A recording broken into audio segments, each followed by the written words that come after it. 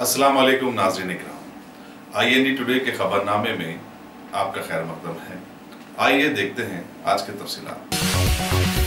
रियासती वजीर municipal administration KT Rama Rao ने आज सिकंदराबाद के पौष इलाके सैनिकपुरी में वाटर रिजर्वियर का अफ्ताह किया, जिसके बाद सैनिकपुरी और उसके अतराफ उकनाफ के इलाके में पीने के पानी का जहरीला मसला हल हो गया।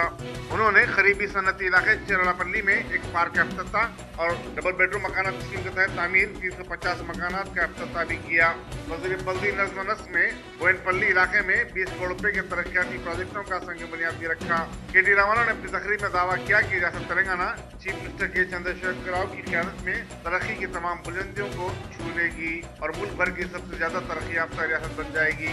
उन्होंने कहा कि हैदराबाद को माहौलियाती आलूदगी से पाक करना उनकी तरजीहात में शामिल है।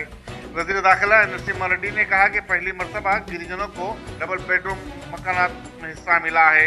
इस मौके पर वजीर ट्रांसपोर्ट महेंद्र रेड्डी, रुकन पार्लियामेंट मल्काजिगिरी मल्ला रेड्डी, मेयर पी राम मोहन के अलावा बल्दी आबरसानी बरखी और दीगर मौके मिजाज के आलादार मौजूद थे।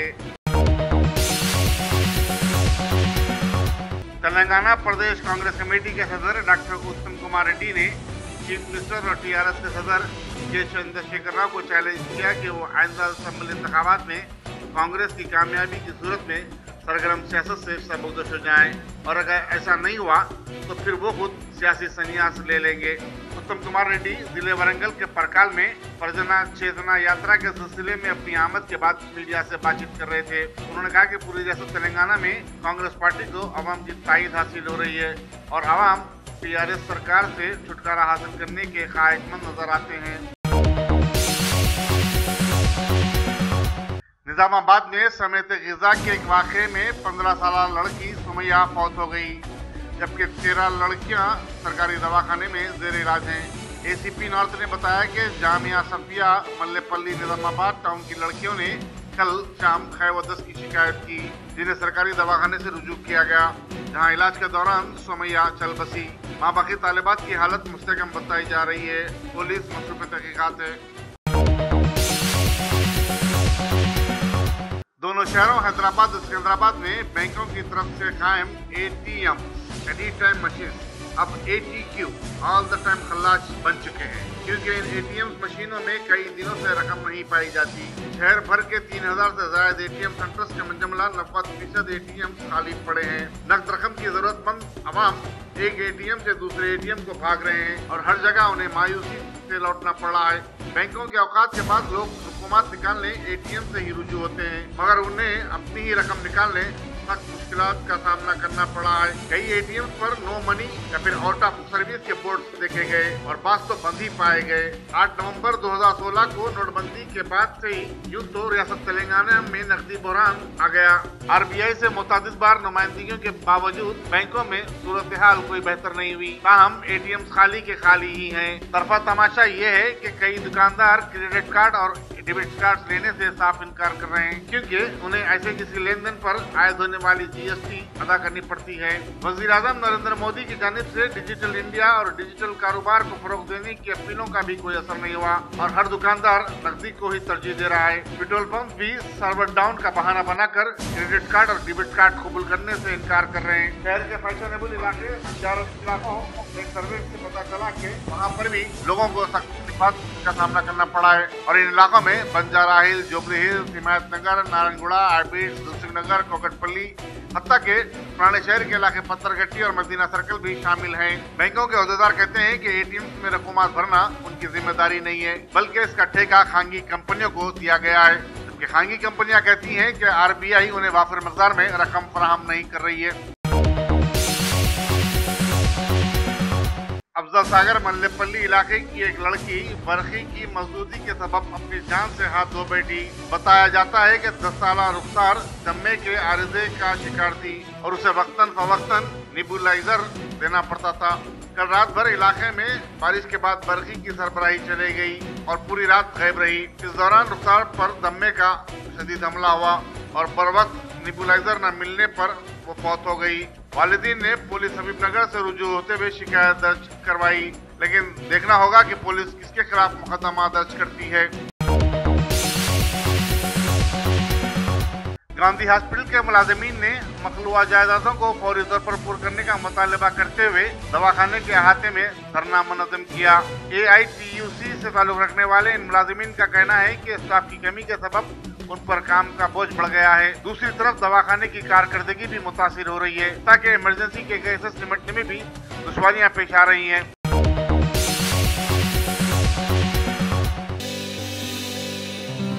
अरे सही बोले मियाँ, यहाँ तो ईद से लेकर शादी तक women's wear, kids wear, hosiery 500 से भी ज्यादा ब्रांड्स हैं यहाँ पर, और बोनांजा ऑफर्स भी। वाव! नवाब से लेकर आलमपना तक सबकी पसंद है यहाँ पर। नहीं खरीदोगे तो महंगा पड़ेगा।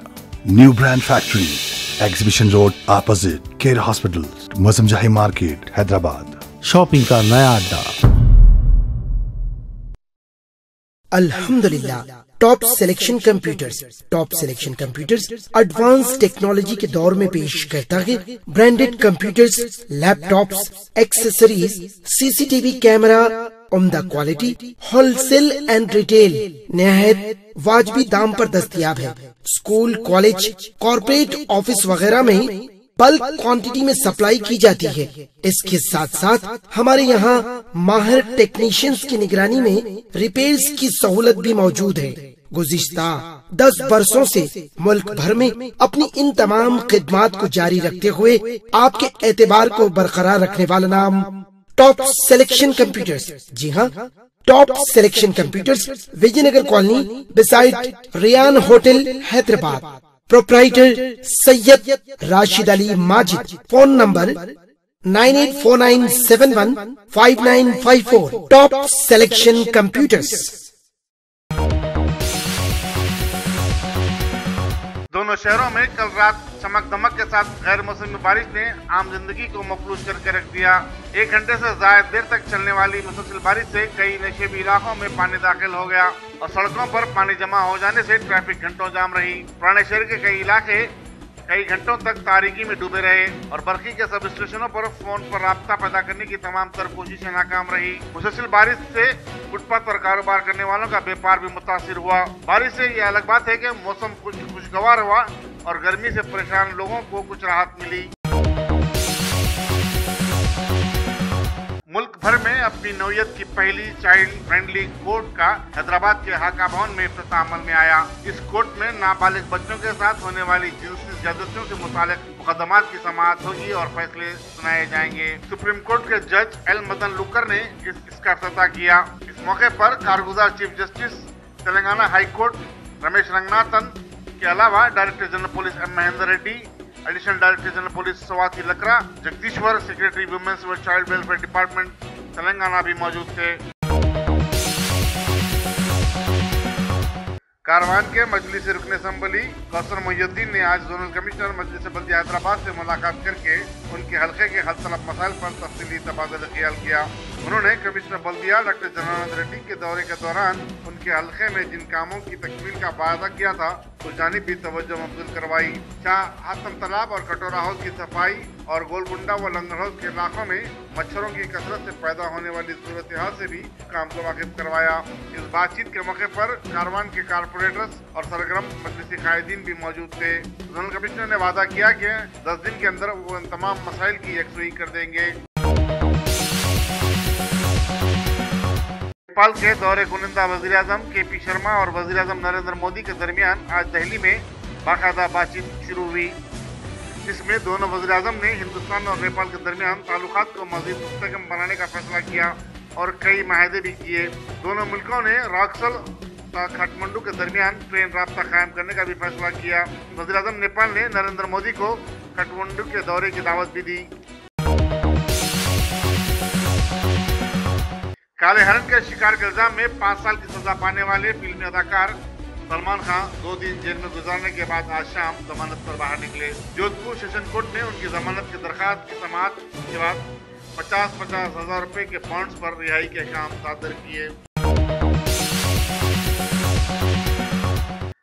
सदर जमहूरिया हिंद रामनाथ कोविंद आज 3 अफ्रीकी ममालिक के सहराजा दौरे पर रवाना हुए। वो जिन ममालिक का दौरा करेंगे उनमें गिनी, स्वाजीलैंड और जाम्बिया शामिल है। सदर जमहूरिया 12 अप्रैल को दिल्ली वापस होंगे। पार्लिमानी उम्र के वजीर के अनंत कुमार ने आज कांग्रेस पर पार्लियामेंट के सेशन को सबोताज करने का इल्जाम आयद किया और कहा कि बीजेपी कांग्रेस को बेनकाब करने 12 अप्रैल को मुल्क भर में रैलियां मुनक्किद करेगी। अनंत कुमार शायद नहीं जानते कि पार्लियामेंट के दोनों ऐवानों में पहले टीआरएस और तेलुगु देशम और फिर उसके बाद एआईडीएमके ने एहतजाज करते हुए रुकावटें पैदा की। तो कांग्रेस का कोई रोल नहीं। दिल्ली में 12वीं जमात के पर्चों के अफशा के सिलसिले में पुलिस ने मजीद 3 अफराद को गिरफ्तार किया है, जिनमें एक टीचर के अलावा CPSE बोर्ड के 2 मुलाजिमीन भी शामिल हैं।